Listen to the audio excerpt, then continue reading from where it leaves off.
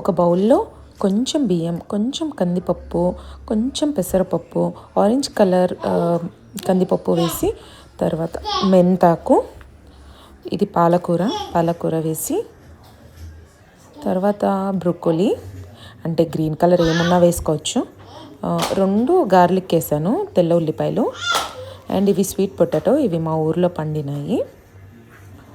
ఇవి వేసి తర్వాత కొంచెం క్యారెట్, ఇది ఒక క్యారెట్ వామ్ వేసాను, కొంచెం అరుగుదల బాగా అవుతుందని.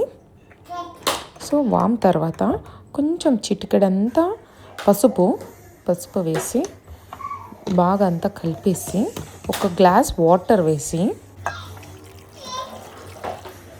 కొంచెం సేపు నానిన తర్వాత మనం కుక్కర్లో క్లోజ్ చేసి ఒక 4-5 విజిల్స్ వచ్చిన తర్వాత ఇలా స్మాష్ చేసేసి పిల్లలకి తినిపించామంటే, అంటే ఈ నా బేబీ వచ్చి ఇప్పుడు 7 months కాబట్టి నేను సాల్ట్ కానీ అలా ఏం వేయను, నార్మల్గా ఇలా తినిపిస్తాను.